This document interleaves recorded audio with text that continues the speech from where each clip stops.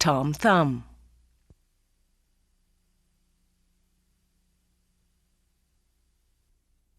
Step 1. For this fly, we're going to use a standard number 12 dry fly hook and some tan monocord thread. And we're using the monocord because we're using a deer hair. And you have to use a little bit tougher thread for this because you're going to put more pressure on the hair. And a good base is very important as well. Step 2. Now the deer hair that we've selected here is quite hollow. It's from the body of the deer or the side. We don't want to use anything off the back because the hairs tend to be too thin and not very buoyant and a lot darker in color. Now we're going to comb this out with our fingers, get rid of all that under fur.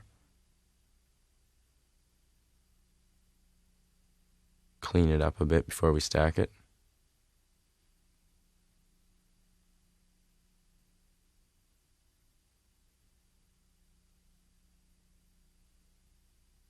Get rid of a few of those odd fibers out of there. Meaning it doesn't quite match up with the rest of the clump. Now the tail is going to be about the length of the hook shank. Although we're going to make sure that we tie an extra shank lengths along the hook as an underbody. You can see here, and tie those butt ends down securely. And hold the deer hair up and away from the hook shank, so that way when you draw your thread down, it'll pull the tail directly on top of the hook and prevent it from sliding around the side. You can use quite a bit of force on this, can you? You can, because you're using close to the tips and it's not quite as hollow as the butt portion of the hair. Notice that some hair fibers will actually break if you pull too tight. Sometimes if you get too close to the butt, that's exactly what will happen.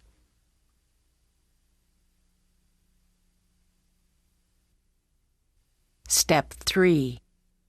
Now for this next step, this is going to be our underbody, shellback, and wing. So we're going to take a clump probably twice to three times the density of the tail and get rid of all that under fur. And it is easier to get a clump and stack it thicker than what we actually need because you're going to lose hairs when you're stacking it. And it's a lot easier to take away from this clump than it is to add. See that stacked nicely. Good quality deer hair. Nice unbroken tips. It's really important to get your hands in the right position on the material before you tie it in. It is, and that just takes a bit of practice. See here, we're measuring it about 3 times the length of the hook shank. And trim off those butt ends. Nice and neat here in this next step.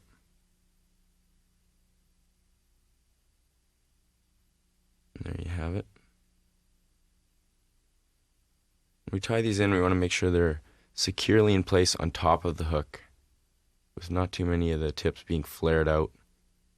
So you're probably pinching in the hair quite tight there, are you? I am. You can see I'm holding it right on top of the hook. We're going to section it off here, kind of giving it a bubble effect, so that way it'll help add to the buoyancy of the fly. So you're making little air compartments. Exactly.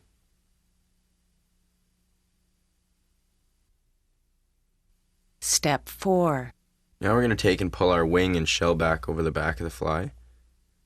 And we want to try and keep all those hairs right on top of the hook. A couple loose loops over this. And now release the hair and pull tight in that order so that the hairs don't get broken with pressure.